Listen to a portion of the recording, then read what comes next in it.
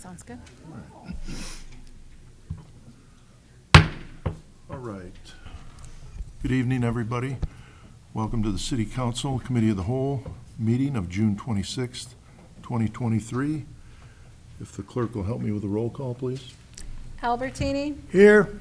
Brereton? Brereton is absent. Fleury? Here. Frank? Here. Freeman? Here. McGee? Here. Mulhall? Here. Porter? Here. Snow? Here. 8 present. Okay, thank you. Under public comment this evening, we have 2 individuals registered. First, we have Jane Gordon. Hi, Jane. Sure, would you come up here, please? Thanks.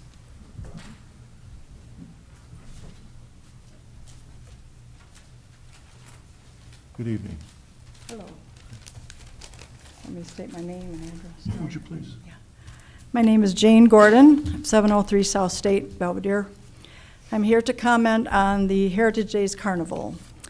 I'm asking that the Heritage Day Committee choose a more appropriate location for the carnival, such as Doty Park, Municipal Park Lot Number 5, the Boone County Fairgrounds, or even the Boone County Campus Lot on Logan Avenue. The community building lot is too close to residents' homes. The noise from the music, the rides, and the constant screams are quite annoying for 3 days. I also think there are safety issues, the extra traffic on an already busy street, dangerous to the families and the children living there due to the increased traffic, not to mention our pets who are affected by the noise and commotion. And I don't think any of you would appreciate a monstrous ride 50 feet outside your door. Just this morning, I was awakened at 4 a.m. by the sounds of loud hammering as one of the rides was being disassembled.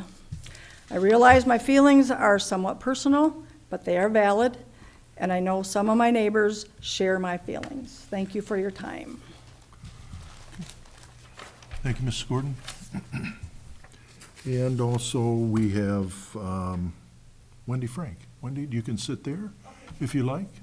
Just hit your microphone. Thank you. Thank you, Mayor. I'll state my name. I'm Wendy Frank, Alderman of 3rd Ward, but not limited to Ward 3. Let me take my lifesaver. I am speaking on behalf of others who are afraid to speak because of intimidation or lack of courage. I get it. It's very difficult. I will not be popular for the things I'm about to say. And an alderman, I've known for quite some time about the Ida Public Library's Pride Club. I have publicly asked who makes these decisions as far as events and was told Mindy Long. I draw the line with the Pride Parade scheduled for this coming Wednesday afternoon at 3 p.m., specifically because of a drag queen show that I heard was scheduled to appear. When a Belvedere citizen spoke to the director, he was told he had no rights. I disagree. As taxpayers, I think we have every right, and as an alderman, we do have a say in how much money the city gives them. I am not for censoring books. I am for removing sexually explicit books with pictures. Our young children shouldn't be exposed to this from our public library. Okay, thank you. Alderman Frank, yes? Oh, you done? Okay. I also wanted to touch upon the carnival too, because I got several complaints, and I wanted to check it out for myself, so I did drive by, and I had a hard time crossing the street on South State Street because of the blockage of the parking alongside South State, across from Coach's Corner, but I think it might even been on that side as well.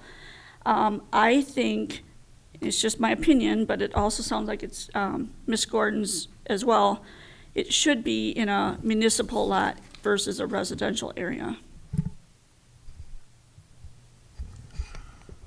Okay, thank you. I did receive some calls regarding the noise, and I certainly won't discount the fact that, you know, it is noisy. If you live adjacent to, you know, that or right across the street, I understand that.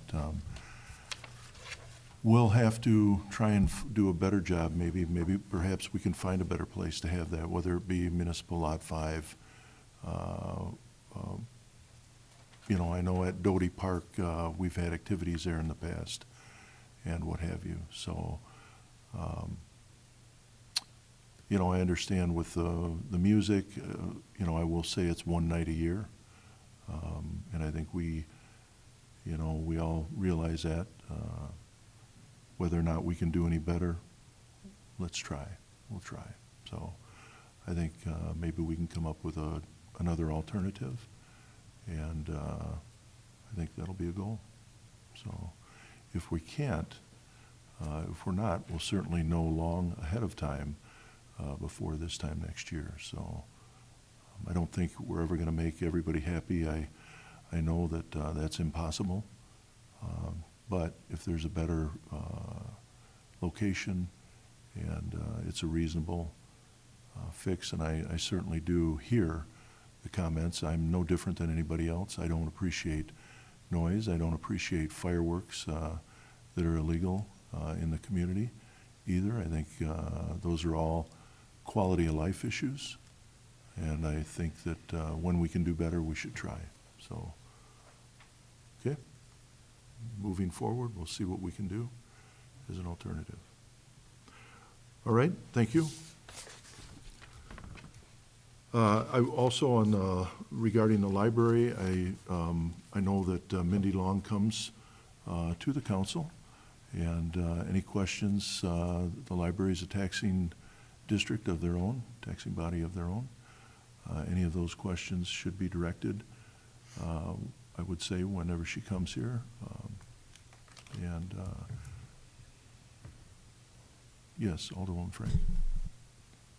I did make a point to ask her twice who made the decisions, and she said it was her. Okay. So I also asked the library board president as well, and she said it was the director. Okay. All right, fair enough. Any other comments? Okay. Hearing none, we'll move on here. With the agenda, we have no public forum this evening. Reports of officers, boards, and special committees. Public safety unfinished business, we have none. Public safety new business, item A. Police Department update. Chief Woody, good evening. Good evening, Mayor. Thank you. Update from the Police Department since last month. Recruits Ochoa and Venegas are currently in week 9 at the Suburban Law Enforcement Academy. Recruit Bendel is in week 8 at the Police Training Institute. The department conducted entry-level testing on Saturday. We had 3 candidates show and passed physical agility. We found out today that we had 2 candidates pass the written examination.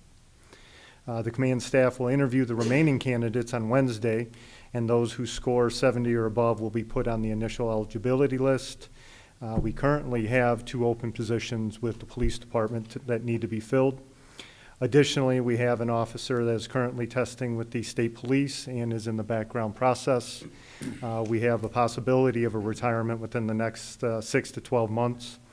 We have 6 officers out for various medical injuries. The police department has a meeting with the Fire and Police Commission this Thursday with the intent to discuss a new entry-level testing process. This process will provide the department with the ability to recruit and take applications year-round and maintain a rolling list of applicants as opposed to our probably more rigid testing process that we currently have in place. I anticipate bringing this back in some form to the committee for discussion and approval through the Home Rule Authority. Deputy Chief Wallace has applied for a grant through the Department of Justice for 50% reimbursement of our bulletproof vests. Our department participates in this grant opportunity every year.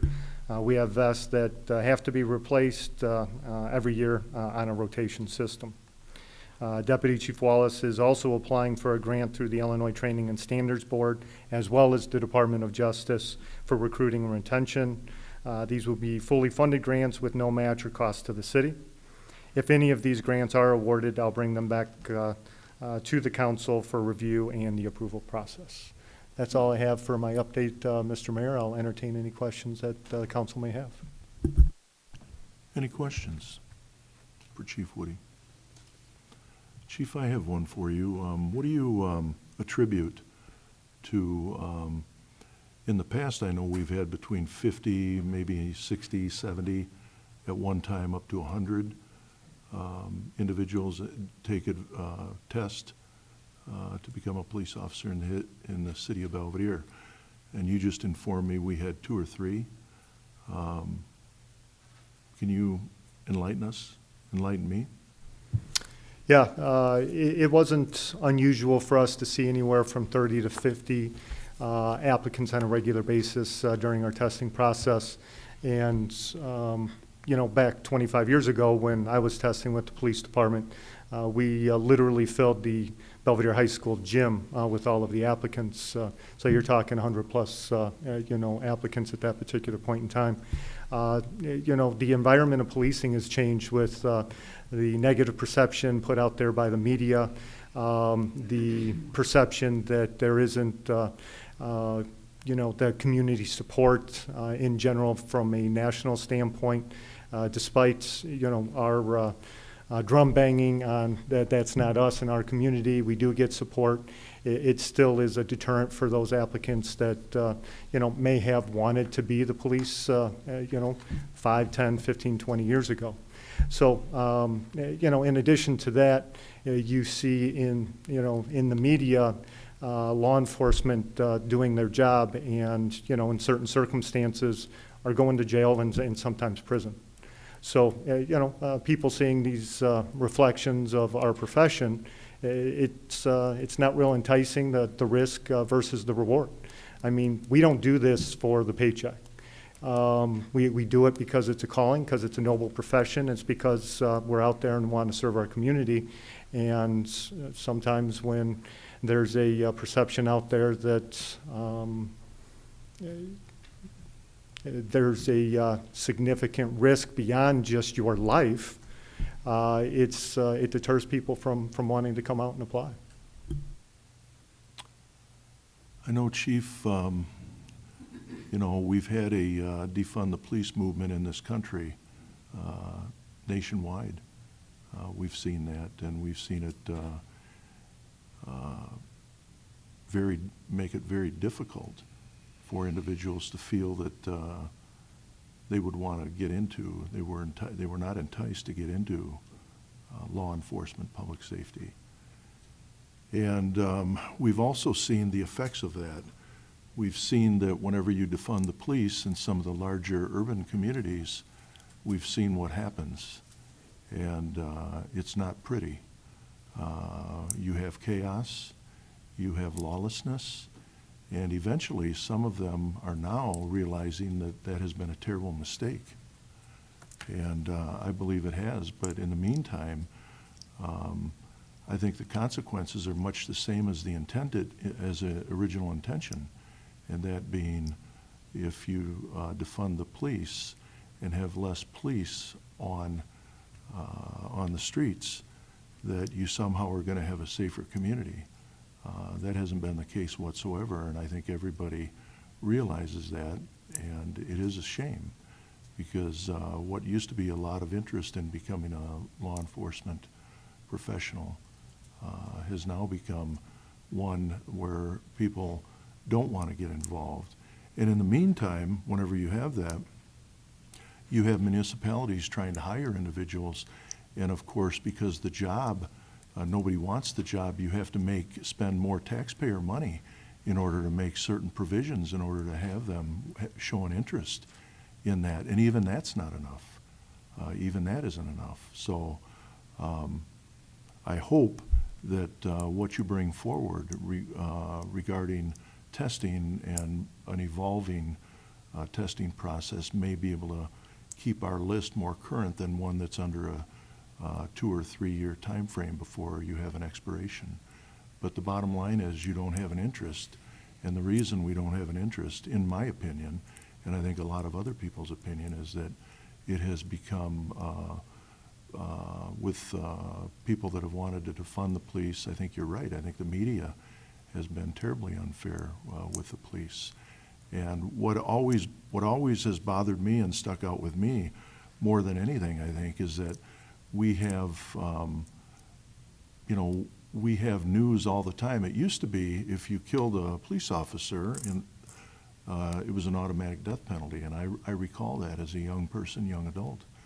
And now it seems like you have every day, you have police officers that are assassinated, they're shot on the job, they're killed, and now it's acceptable. It's almost as if they don't count. It's almost as if, that they're not a human being, and I think that's what you see. Good luck. I hope you can bring us back something. But all the time we read it in the news that officers have been killed either in their squad car or going to break up a domestic case or simply just shot and killed. So I think we probably need to consider that as Americans here, that the fallout for that is not very appealing. It's not very appealing for a society that is, one of rule of law. So, good luck with that, Chief. Thank you. And item B, anybody have any questions for Chief Woody? Anybody have any comments? Alderman Albertini. Thank you, Mayor. Chief, I have one question, or I have two actually. Is there a residency requirement for applicants to the Belvedere Police Department? Yeah, contractually, it's negotiated through the city and the FOP. It's 25 air miles from the PSB. It's significant distance. It extends into McHenry County, DeKalb County, Winnebago County, and then pretty much to the state line to the north. Okay, and I have one other question. Right now, are we short police officers on the force?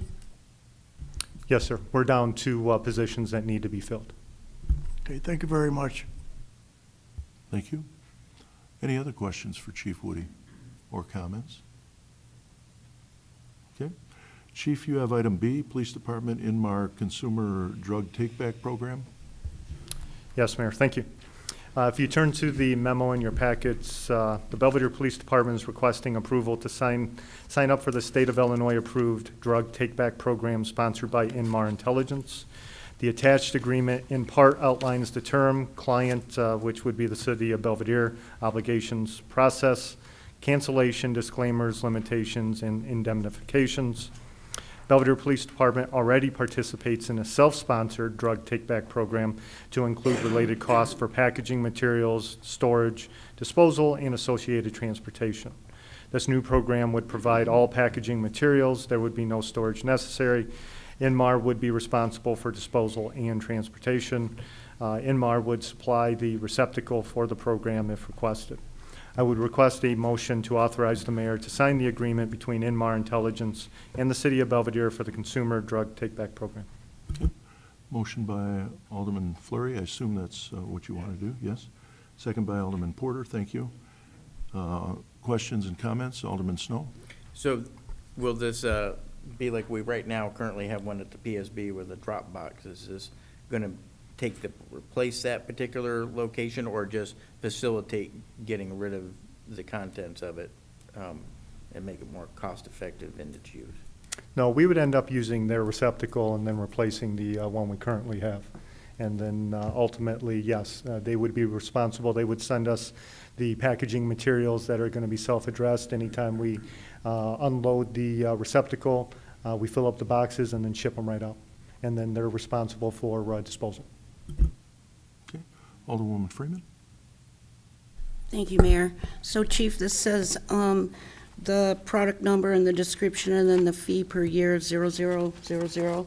So there is no cost to us for this? Not a dime. Thank you.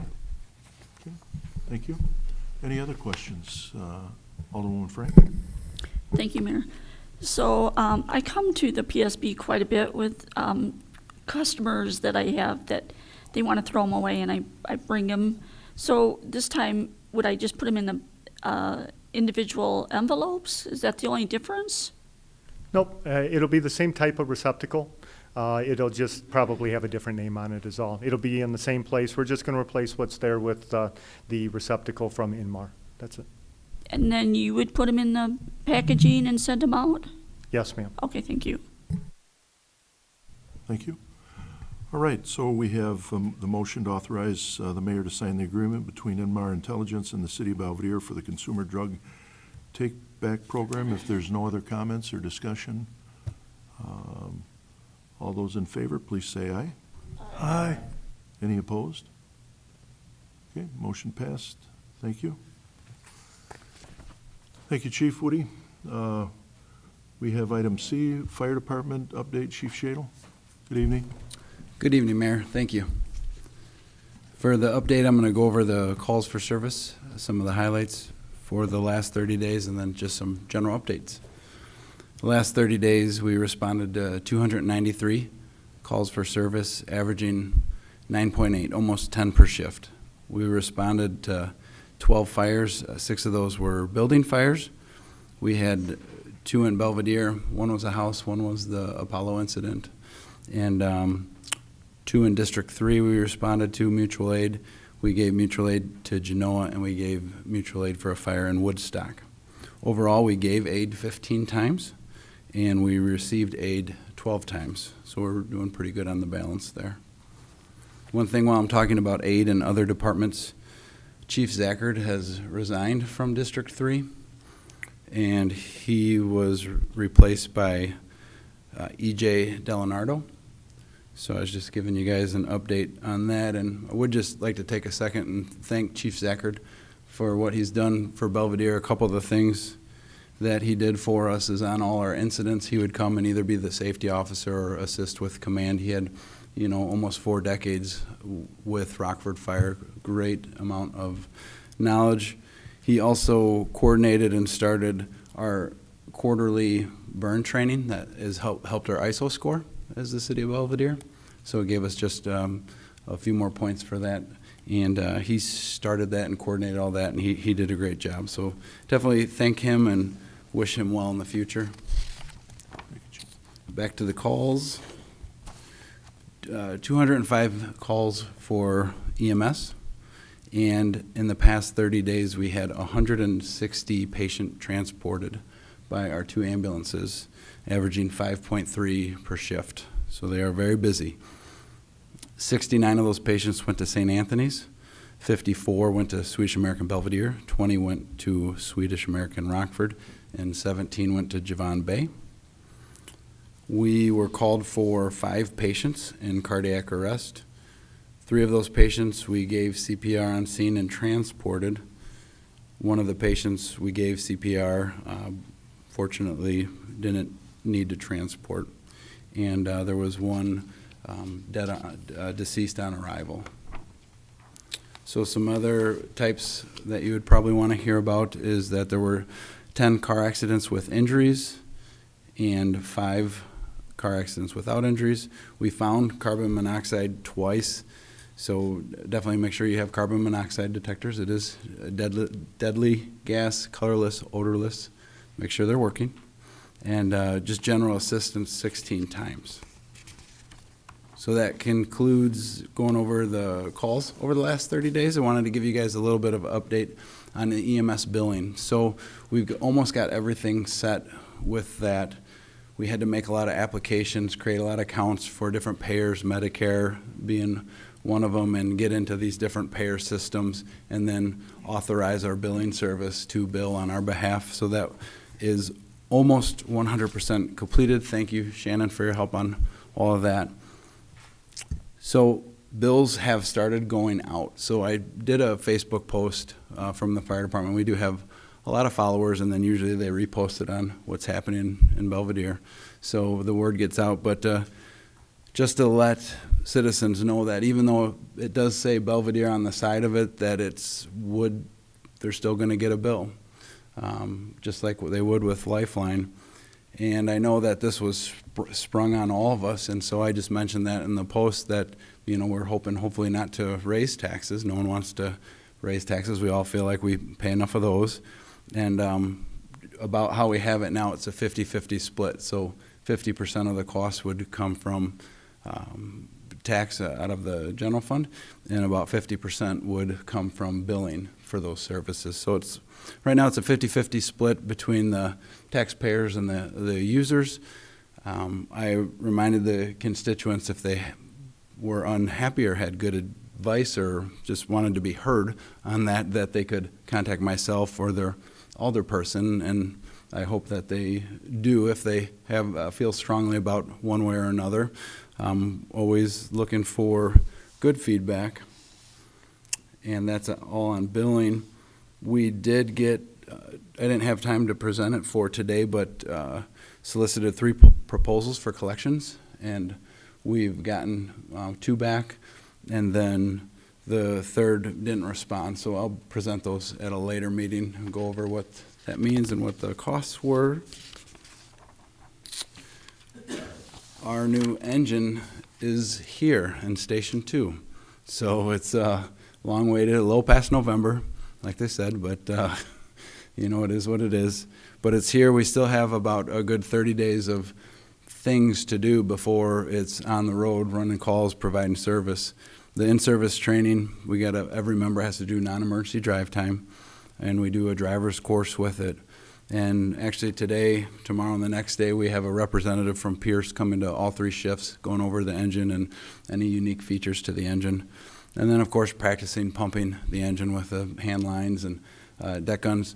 A lot of engines are very similar, but they also are a little different. So it's good to go over that, make sure that they are good to go. When it is good to go, I'll let you all know, because we'll do some type of in-service ceremony. And you know, celebrate the fact that the engine will be helping us provide service to the citizens. And the last thing is the inspector. We had 25 applicants for the inspector position. I interviewed 8 or 9 of them. Of those that I interviewed, 3 of them were fully certified. 2 of them were fully certified in Illinois. 1 was fully certified in Wisconsin. Any one of those 3 candidates would be exceptional for us.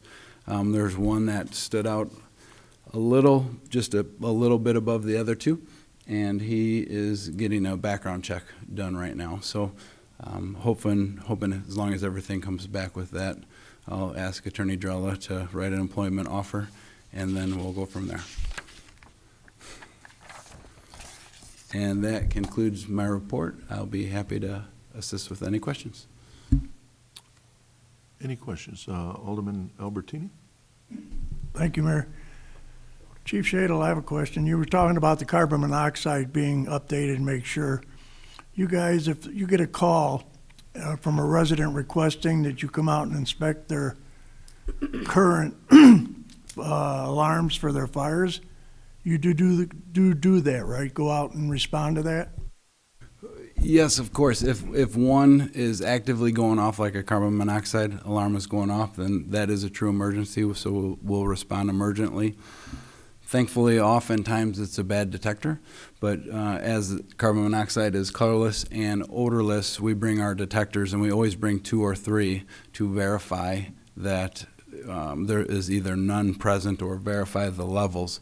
But if the detectors are just going off like it's a chirp, or they say come check our detectors, that's not emergent, but we absolutely will come out and take a look at those. The carbon monoxide detectors work off of decay, so it has a fixed life. So whenever the decay process stops for what it's made out of, then they go bad. They only last about 7 to 10 years, so they do go bad. We'll check it out, make sure it's just the detector, let them know. But if someone needs assistance with smoke detectors, we do provide that service. If you can't mount them yourself or you're unable to purchase them, we do have detectors that are provided through Red Cross, and we will come out, and we actually have to install them. They want us to actually put them in to make sure that they're in and working. The one caveat to that is that the detectors are not the hardwired, where most homes built in a reasonably within a decade or so are hardwired. So these are just single units, but if you don't have anything, they are good for that. So, but that is a service we provide. Okay, thank you very much. Okay, thank you. Any other questions for Chief Shadle? All right, thank you, Chief. Item 3, Finance and Personnel Unfinished Business, we have none. Item 4, Finance and Personnel New Business. Under item A, Finance Department, Ms. Shannon Hanson with an update. Shannon, thank you. Thank you, Mayor. Just 2 quick things. Sikich was on site last week and will be in and out this week as part of their final field work for their audit of the city's fiscal year ending April 30th, 2023. Provided there are no adjustments needed to the audit schedule, Sikich will present its findings at a committee meeting at the end of September. And then to piggyback on what Chief Woody said, I just was going to share the city continues to aggressively pursue grant dollars to fund current capital projects as well as projects the city would like to complete. With regard to disaster relief funds, we are in the final stage of gathering costs associated with the March 31st tornado cleanup, and we'll be holding a public hearing next month as a requirement of the application process. Okay. Any questions for Ms. Hanson? Okay. And thank you for all your hard work on that. I know there's a mountain of paperwork that has to go through for not only the city, our residents, but anybody who suffered any loss. So I appreciate all your hard work on that, Shannon. Excellent job. Thank you. Under item 5, other, we have item A, which is Super Aggregates request to temporarily extend their hours of operation. In your packet, there's a request that is being made to the council for approval for that, and I know the city attorney has been involved in this, and so I'm going to turn it over to him. You may recall back in 2017, Mr. Jack Pease came to the city and asked to annex a quarry, what was going to be a quarry at that time is now a quarry, on the west side of Ibsen Road just north of I-90. He was the former quarry operator. It was called the Elmhurst Chicago Stone Quarry. He had leased that land, and then he started his own quarry across the street. As part of that annexation agreement, we did limit the hours of operation from 6 a.m. to 6 p.m. Weekdays and 6 a.m. to 2 p.m. on Saturdays. And there's a clause in that agreement that says if they have a verifiable project that they have to do, they can ask the city council to extend those hours, and we have to reasonably allow that, unless there's a good reason not to. So they're asking, actually, they have several projects coming up this summer that they want to work on. One of which that's not mentioned, and there was originally mentioned, I asked them to take it out, was the new General Mills facility that they're hoping to be able to supply concrete to. And I had them take it out of the request because at the time they made the request, it hadn't been announced yet. I didn't want that to be out in the packets. So that is one of the projects, as well as the ones identified in their letter that they'd be producing material for concrete and other purposes. So what they're asking is to extend their hours from 5 a.m. to 10 p.m. on the weekdays and 5 a.m. to 3 p.m. on Saturdays from now until November 15th of 23. I spoke with Gina about this one. Obviously, as we all know, there's absolutely no residential anywhere near there, so it really wouldn't affect any residences or anything like that. And there's an active quarry directly across the street, too, so not many people to be adversely impacted. Alderwoman Freeman and Alderman Snow. Thank you. So this particular quarry, they just do dredging, right? No blasting? Correct. It's a dredging quarry only. And if you do have questions, Mr. Pease and his associate, Mr. Brown, are here, and I can bring them up. But the one thing I forgot to mention, I meant to mention, was the more they dig, the more we make, because we do get a host fee on every ton that they take out of the quarry. Okay, Alderman Snow.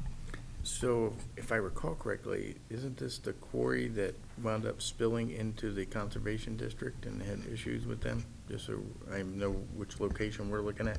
It is the same quarry. Once they're made aware of that, they got together with the conservation district. They removed the piles that have spilled onto the conservation district property. And I believe they increased their fencing in that area so they can't make that mistake again. Thank you. I'll make a motion to approve. Okay. We have a motion on the floor. Do we have a second? second by Alderwoman Mulhall. Thank you. Any other discussion, any questions, any comments? Alderwoman Frank? Yes, Attorney Drella, could you just repeat those hours? The hours that they're going to be extended to. And the motion we were looking for, if Alderman Snow and the second agree, would be a motion to approve the temporary extended hours to be from 5 a.m. to 10 p.m. weekdays and 5 a.m. to 3 p.m. on Saturdays, effective upon approval by council until November 15th of '23. Is that fine with the motioner in the second? Okay. All right, any other questions? All right, hearing none, all those in favor of the motion on the floor, please say aye. Aye. Any opposed? Okay, motion passed, thank you. Mr. Mayor, because Mr. Pease is here, this was just a committee action. Final Yes. action will be on the 3rd at City Council. Thank you, gentlemen. Take care, guys. Sorry I didn't say hi to you at the beginning of the meeting. I actually didn't see you right away. All right, moving on along, item 5B, we have PSEBA request for Officer Ryan Davenport. City Attorney, Yep, I can handle that one. Most of you are aware of PSEBA and generally what it is. That is and for those that are new to the council, that is a benefit that is required by state statute. That is for the benefit of a first responder, typically in our case, a firefighter or a police officer, in this case, a police officer, who is, and what the statute says is catastrophically injured in the line of duty. Most people think of catastrophic injury, similar to what the federal definition would be, meaning they can't work anymore. Unfortunately, some time ago in the very early 2000s, the Illinois Supreme Court, because the statute doesn't define catastrophic, had occasion to revisit a case where a city had denied a benefit to a first responder that was injured in the line of duty, could no longer serve in the function that they were hired as a fireman or a police officer, could have other gainful employment though. And the Supreme Court said, well, because the state did not define the term catastrophic injury, we interpret that to mean the same as a line of duty disability pension. So since that decision, any police officer or firefighter that receives a line of duty disability pension from either the Police or Fire Pension Board is partially eligible for this benefit. There's a second prong. The injury must have been occurred, in the case of a police officer, because that's what we're talking about tonight, must have been occurred during law enforcement activities, serving warrants, arresting somebody, traffic stops, things like that, or injured through the criminal act of another. In other words, somebody's perpetrating a crime or robbery and they get hurt that way. Or thirdly, in response to an emergent situation, or what they reasonably believe to be an emergent situation. On the fire side, that's gotten crazy, where some firefighters have received the benefit even though they're injured during training, because the training had evolved to where they actually thought there was an emergency even though there wasn't one. The courts have been very liberal in awarding those kinds of benefits. The second prong to receiving the benefit, and I'll explain what the benefit is for those of you that don't recall. The second prong is that the injury must have occurred in one of those things. So number one has to be a line of duty disability. The second prong is it was incurred during law enforcement, during response to an emergent situation. Because obviously a police officer could be injured falling down the steps at the police department. That would be a line of duty disability, but it would not be in response to necessarily an emergent situation, unless of course they're running up the stairs to respond to a call. And then they would not necessarily get the benefit. The benefit is quite extraordinary. It is free health insurance for the employee as well as their dependents. The statute says for life, and then it qualifies and says it's reduced by any other insurance benefits available. And what the courts have, and actually in favor of the municipalities for change interpret, is that means once they're Medicare eligible at age 65, they no longer get the benefit. So essentially, a firefighter police officer that is eligible for the benefit would receive the benefit until the age of 65. Statute does not have a process by which to decide who gets or who doesn't get it, and that's why this is before you tonight. Some cities have adopted ordinances to how that's actually done. We've never done that. And if the council wants me to, I'll look at preparing one for the future. But the short end of the story is, Officer Davenport received a line of duty disability pension from the Belvedere Police Pension Board. And he's asked for PSEBA benefits. I do not necessarily want to get into a discussion as to the nature of the disability, because that would be HIPAA-protected health information. Suffice it to say, the pension board made their determination, and they decided that the disability that he now suffers was incurred in the line of duty. And the courts are very clear. We're bound by that. We have no ability to question that one way or the other. The second prong of the attack, how did the injury occur? The pension board actually held a hearing, and in that hearing, they made a specific finding that the injury occurred, or the disability occurred, as a result of a river rescue in, I believe it was March of 2017, if I recall. That is something that, we could find differently. However, I'll tell you right now, the courts rely upon the findings of the pension board. And if we were to litigate this, we'd have a very uphill battle fighting that decision that they've made. So my recommendation would be to award Officer Davenport and his dependents PSEBA benefits in light of the pension board's findings and decisions. And I can answer questions. Okay. Thank you. Okay. Alderman Porter? Just one question. What do police officers and firemen get? Do they get any health insurance as part of a normal retirement? Yes, they would. If a firefighter or police officer retires through the normal retirement process, let's say at age 50 with 20 years on the department, as long as they have their 20 years in, they are eligible to stay on, the employee is eligible to stay on the city's health insurance plan at the employee rate. So they pay the premiums that any other employee would pay. We do allow the dependents to stay on, but they have to pay, we call it the COBRA rate, but they are supposed to pay the entire premium amount with no contribution by the city. And again, that lasts until Medicare eligibility. Okay, thank you. Alderwoman Freeman? Thank you again, Mayor. So you said that the officer would be eligible to stay on this until he was 65, and then he would be off when Medicare kicked in?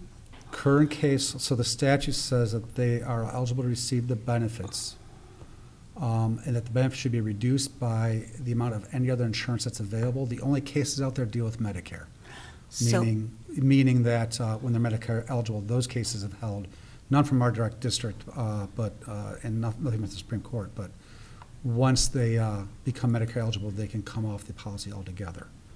One of the things I did do in this case, and we'll be doing going forward for everyone, is we did have Officer Davenport identify any other insurance policies that might be available and execute an affidavit to that effect, and there are none. So then, what about the family? When he turned 65, what about the spouse and the children? So the children come off at age 26. That's by statute. Regardless of him Regardless turning of- 65, right. they're covered until they're 26? Correct. The spouse would be eligible until they are eligible for Medicare. Okay, and how old is Officer Davenport? I don't know, and it's actually immaterial. I mean, I would say it impacts our bottom line, but for purpose of the decision, we can't weigh that into the decision-making factor. Can we get an idea, maybe from Sarah, how much this is he's in actually going to cost us? 30s, if I remember correctly. Yeah. And unfortunately, we cannot take that into account. It's one of those, it's interesting because, and I don't want to bore the council with all the history. The Supreme Court, in my opinion, got it wrong in the early 2000s when they made that decision. But they made their decision, and we're bound by it. The state of Illinois could fix it. The General Assembly, and the IML has tried to get them to do this many times over the last 20 years. The General Assembly could simply come back and redefine catastrophic injuries being one, which makes you unable to work, period, not just unable to be a firefighter or police officer. But they haven't done that. So in theory, a police officer could be Disabled to the point where they cannot be a police officer anymore, but they could work as a doctor, they could work as a lawyer, they could work construction, they could do a lot of different things, and they'd still be eligible for that benefit by the Supreme Court's definition. The General Assembly could clean that up. They've chosen not to. In fact, they've gone the other way. They preempted home rule authority, because some cities that had a home rule authority, I didn't want to do that because I saw the lawsuits coming, and I was right, try to use their home rule authority to define catastrophic injury differently what the Supreme Court said. And the General Assembly said, oh, no, you don't. You can't do that. In fact, we're going to preempt all home rule authority on this. So I think, as I hate to say it, but I think this is just another class example of the tail wagging the dog and special interests getting the General Assembly to do what they wanted to do. Continue. Thank you. So, correct me if I'm wrong, I could be wrong, but we're basically putting the taxpayers on the hook for an undisclosed amount of money, for an undisclosed number of years, and an undisclosed reason. We're not, the state of Illinois is, but yes, you're right. Yeah, I think it is important to note that that is the General Assembly of the state of Illinois that made the rules. I think it's also important to understand that the pension board had heard this, and that was their ruling. The pension board ruled unanimously that in this case. So, I mean, those are the facts, whether we like it or not. So, Alderman Snow? So the big thing is, obviously, we're mostly dealing with the fact that eligibility for insurance on taxpayers' dime. The eligibility part, if they become gainfully employed in theory by another entity of whatever source, and they have the accessibility to pick up in health insurance, are they obligated to, or we become a secondary, or what's the logistics there? I mean, Medicare is one thing, because that kicks in at age 65, government mandate per se or whatever, but what's the logistics there? And you picked up on what I was kind of hinting at earlier with the affidavit I'm having them sign now. You're not going to like my answer. It's a typical lawyer answer, maybe. There are not Supreme Court cases, there are Illinois appellate court cases that talk in terms of Medicare. I don't know what the answer would be with respect to the other types of insurance that might be available. Classic example. Let's say they went and got a job working for Drella's auditing company, and that company offered health insurance through them. I would read the statute say yes, then they should go into that health insurance. I'd also read it that perhaps we'd require to pay the premiums for that health insurance, but it should be a heck of a lot cheaper than having them us without any kind of reimbursement. But there's not a case that has gone that way yet. So we'd be a case, if it was challenged, that would be a case of first impression that we'd be arguing. Okay, thank you. Alderman Albertini? There's a disability pay involved in this as well as the insurance, correct? Yes, it's not disability pay, it's a line of duty disability retirement, so it's a pension. Okay, and he would get this for the remainder of his life? Correct. Thank you. With that Alderman Snow? The pension portion's not really what we're concerned with. No, we have no control over that whatsoever. We're only talking about health insurance. And actually education benefits too, but that's beside the point. That's. Any other questions? Okay. I don't believe we have a motion, do we? Motion by Alderman Snow, and this is a motion to grant PSEBA requests for Officer Ryan Davenport. Is that correct? Yeah. Thank you. And do we have a second? Second by Alderman Fleury. Any other comments, any other discussion?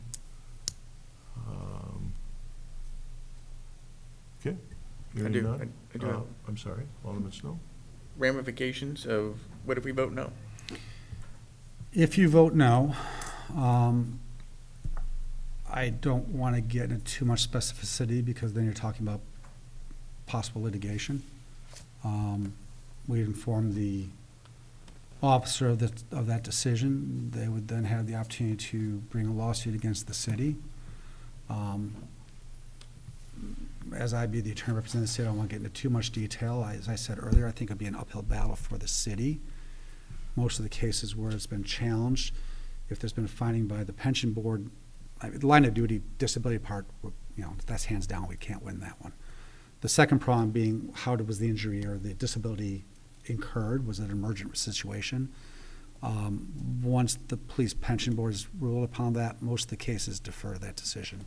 I haven't seen one where the city was effectively able to overturn what the pension board had decided. If there is one, I just don't know about it. There may be one out there.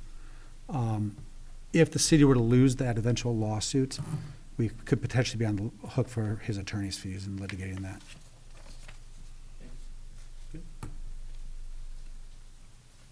Any other comments, questions? Okay, hearing none, then just so I'm reading, I want to read this accurately into the record. Alderman Snow, make sure. Recommended motion to approve PSEBA benefits for Officer Ryan Davenport in light of a line of duty disability pension granted by the Belvedere Police Pension Board arising out of an act of duty related to a river rescue that occurred on March 21st, 2017. Yeah. Agree? A second? Okay, thank you. All right. If there's no other questions, all those in favor, please say aye. Aye. Any opposed? Abstain. Okay, let's do a roll call vote on this. And I guess, Mr. Mayor, I would remind the alderpersons in the council chambers, but under Illinois law, there is no such thing as abstention. If you abstain, your vote will go with the majority. So you could leave the room if you want to abstain. We can do a roll call. The city attorney had pointed out that, if you abstain, technically, whatever the vote would be in favor of or against, then your vote would go with the majority. That's fine. I'll change my vote to Okay. yes. Or if you wanted to leave the room, then your vote would not be called and it would not be counted. That's the other option, correct? Yes. Okay. So I'm fine. I know when I worked for ComEd and they would call me with any financials that involve ComEd, I deliberately would leave the room, and that way I was not, I didn't abstain because I didn't want my vote to go as be counted with a majority if in fact they passed it, or against it. I wanted to truly abstain or not be a part of that discussion, but just so we all understand. Okay, so Sarah, help me out here. Albertini, Aye. Flurry, Aye. Frank, Aye. Freeman. McGee, Aye. Mulhall, Aye. Porter, Aye. Snow, Aye. 7 in favor. Okay, motion passed, thank you. And Mr. Mayor, just Yes. real quickly, I made the mention earlier, and has nothing to do with the agenda, about how the vote goes with the majority. There are a couple exceptions. For example, if there's a supermajority requirement, then it actually goes with the noes. But the general rule is if you vote abs or abstain, it goes with the majority. And in this case, it would have. Correct. So, okay. Item C, appointment of Mrs. Sandra Gramkowski, Sandra K. Gramkowski as Alderwoman in Ward 3. We had some discussion on this earlier. It was postponed. So it is back up on the agenda this evening. I'll make the motion to approve. Okay, motion by Alderman Snow. Could I, who was that? I'm sorry. Alderman Porter. Thank you. Okay, we have a motion and a second. Do we have any other questions? Any comments? Any concerns? Mrs. Gramkowski is here this evening if anybody has any questions. I would hope that everybody had a chance to chat with Sandra. And I appreciate your time, and I appreciate your time and your interest, Sandy, as well. So thank you very much. If there are no comments, no concerns, all those in favor of the motion, please say aye. Aye. If there's any opposed. Okay, motion passed, thank you, and this will come back then at the Council of the Whole. City Council meeting, I'm sorry, City Council meeting. So this will be back. July 3rd. It'll be July 3rd, so thank you. All right, item D, Public Works, well number 5 repairs, Director Anderson. Thank you, Your Honor. Memo in your packet. Well number 5 has gone down and needs to be repaired. Cohoy Pump Service has pulled the pump and motor assembly, and we've televised the well. There's approximately 160 feet of debris in the bottom of the well, which damaged the pump and motor assembly beyond repair. Total depth of the well is 660 feet, and there was a void found on the side of the borehole from basically 385 to 390, which the debris has come from. This well had similar work completed in 2021, and that approximately 100 feet of sand had to be airlifted. In order to mitigate the impacts of future cave-ins, Cohoy is recommending the installation of 320 vertical feet of screening. I'm recommending that we go with the MuniPack screening, which is a stainless steel option that should last the lifetime of the well. Attached to the memo is a proposal from Cohoy Pump Service to complete the required repairs at well 5 at a cost of $290,587. Footnote, the unit pricing is similar to the work that was done on 2021, and they will be able to begin the repair work within a week of council approval.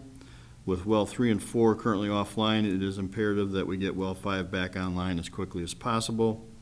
I would recommend waiving the bidding requirements and approval of proposal for well 5 repairs from Cohoy Pump Service in the amount of $290,587. This work will be paid for from the Water Depreciation Fund, line item 611780, which has a current balance of approximately $1.1 million. Waiving the bidding requirements will require a 2/3 majority vote of City Council. And also, if the council decides to move forward with this proposal, I can get a straw poll to see if we could get them started, notified tomorrow of beginning, so we can get this work started soon. That motion. Okay, motion by Alderman Snow, second by Alderman Albertini.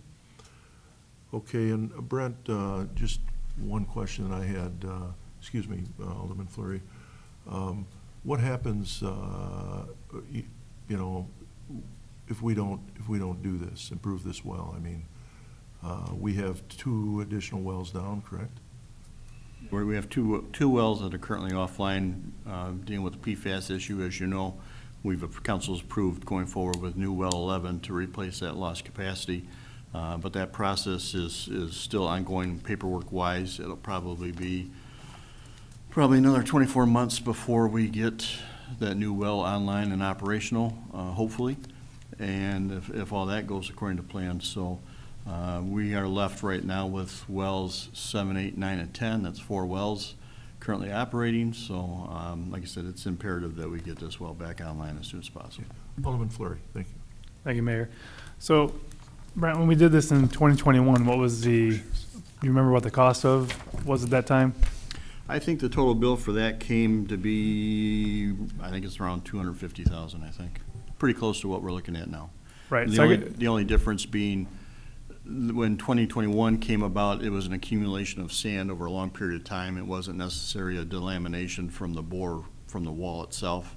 And that's what happened this time. Mother Nature didn't grant us any favors, and part of that borehole, the edge wall collapsed down to the bottom, and that's what did the damage and what caused the problems. So the proposal of the screen hopefully will mitigate those kind of issues going forward. Right. I guess my question is, why didn't we do that in 2021? Because it was a accumulation over time of the sand just coming through as just part of the well system. Because you through the geography, there's gaps and things where the water flows through. We drill a hole down and we intercept that flow. So the delamination around the borehole wasn't really present. There was some larger orifices, but nothing that would indicate that that was going to happen. So that was, again, accumulation over time of that sand buildup, so we just pumped that sand out. This is where this part of the borehole actually just crumbled and collapsed, and that's what allowed this debris to come in. Thank you. Okay, thank you. Alderwoman Freeman? Thank you, Brent, or Your Honor. So Brent, this has 160 feet of debris at the bottom. In 2021, we had approximately 100 feet. Is this 160 feet going to have to be airlifted out of there first before we can put this sleeve in? And we're actually doing all of that plus the sleeve for about the same price as what we paid in 21? Basically, yes, it was, the first step they will do will be airlifting the debris. And the airlift, last time was 97,000, and this time they're estimating it to be 83,000 or 84,000 total, what that number is. So, the costs are competitive, comparable to 2021. Okay, Alderwoman Frank? Thank you, Mayor. So Director Anderson, do other wells have the same issue with the sand? Fortunately, no. Well 5 has traditionally been our well with the sand output. And fortunately, this is our only one to do. This will be our first one that we've put the screening in to help mitigate that. Could you tell me where well number 5 is? It's on West 5th Street. Okay. Thank City- you. Anybody else? City Attorney had a comment? Just briefly, Your Honor. Mr. Anderson, his usual efficiency, actually combined two motions into one, which is the motion to waive the competitive bidding process, and the second one to approve the project and award the contract. So when it comes to council, assuming it passes this evening, when it comes to council on the 3rd, you'll see two motions. First one will be to waive the bidding process. The second one will be to approve the actual contract. But I want to give you guys a heads up about that. Okay. All right, any other questions or comments regarding the motion on the floor with that understanding? Okay, hearing none, all those in favor of the motion on the floor for repairs from Cohoy Pump in the amount of $290,587 with to be paid from the Water Depreciation Fund, line item 61-1780, and also waiving the bidding requirements with a 2/3 majority vote of the City Council when this comes to the council. So if there are no other questions, all those in favor, please say aye. Aye. If there's any opposed? Okay, motion passed, thank you. Yeah, straw poll, am I okay to tell the contractor to go? Okay, thank you very much. You are, thank you. All right, and then moving on, item E, Public Works, Director Anderson.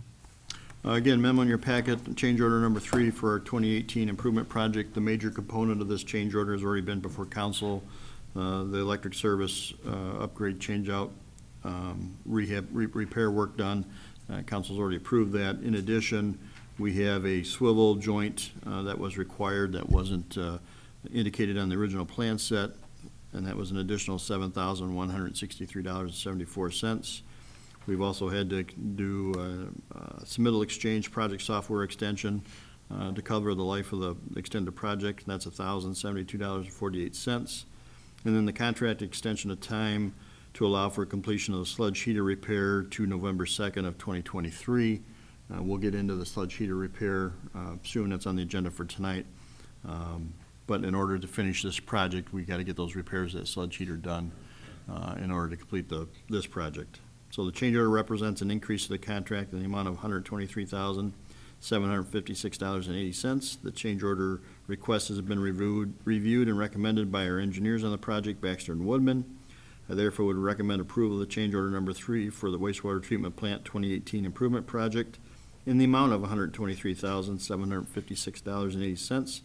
And this work will be paid for from the IEPA loan for this project. Okay. Alderman Porter, motion? Okay, thank you. Motion by Alderman Porter. Second? Second by Alderman McGee. Thank you. Any questions, comments, concerns regarding that? Alderwoman Frank? Thank you, Mayor. So Director Anderson, is this common to have that many change orders? Yes, the bigger, the larger, the more intricate the project is, the potential for items to show up or come up or become as part of the construction goes. So yes, change orders are typical. Okay, thank you. Okay. Alderwoman Freeman? Thank you, Mayor. So we've had already previous change orders totaling a little over 95,000 on this project. I've often heard Alderman Snow ask, why is there such a huge discrepancy in between bids of projects? And beginning to think it's because you can secure the contract by being the lowest bidder and then just submit a bunch of change orders. Well, not necessarily the case, especially in this one where it was for items that weren't identified or called out for originally in the plans. As you recall, our discussions on the new service main equipment building, that $150,000 price tag, that wasn't seen until they were working on another piece of the project. We found the problem with the service line that needed immediate action for correction. So nobody had a chance to bid on that through the bid documents. Same with the swallow joint here, same with the software extension. All those things were unaccounted for, unanticipated at the start of the work. Yeah, and I think it is important to note that everything that goes on down at that plant, everything is big, expensive. There are no minor projects down there, it doesn't seem like. Certainly, we need the power regarding the service. We don't want to have any issues there in the future, and it wasn't foreseen.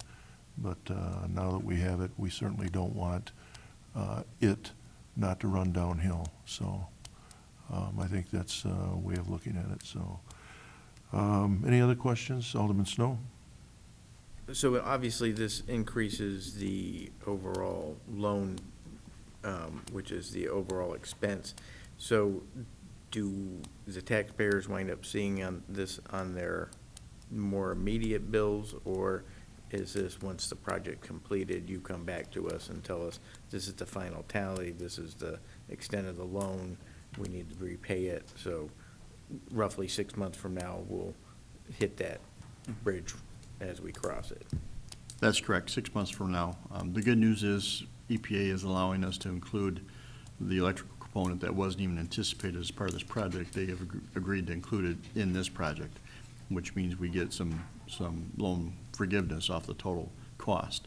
So there is some savings in that respect through this program. But yes, it'll be accounted for overall, and then I will be back with a recommendation to council on the rate increase needed to take care of what the ultimate repayment will be to EPA. Thank you.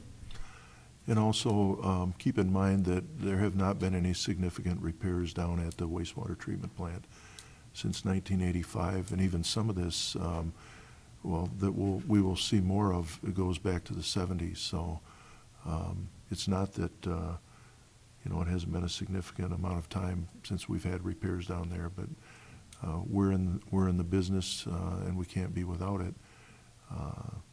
So I don't see any other alternative, but it's just price of doing business. Any other questions, comments, concerns? All right, hearing none, there's a motion on the floor to recommend approval of change order number 3 for the wastewater treatment plant 2018 improvement project in the amount of $123,756.80. This work will be paid for from the IEPA loan for this project. Hearing no other questions or comments, all those in favor, please say aye. Aye. Any opposed? Motion passed, thank you. And item F, Director Anderson. Thank you, Your Honor. Irene Hockey Water Main Extension Project, change order number 1. Attached to this memo is a copy of change order 1 for the Irene and Hockey Water Main Extension Project. Change order includes the additional work of extending the water service length 10 feet beyond the valve for each of the 12 water services for this project in order to prevent the valves from blowing off due to the pressure of the 16-inch water main when the property owner goes to connect to the service. The 10-foot extension was a cheaper alternative than restraining each of the service valves back to the main. Price on that is $1,394 each for a total of $16,728. That represents 2.37% increase in the original contract cost of $706,478.50. Change order request has been reviewed and recommended by the engineer on this project, CES. I therefore would recommend approval of change order number 1 for the Irene and Hawkey Water Main Extension Project in the amount of $16,728. This work will be paid for from water connection fees.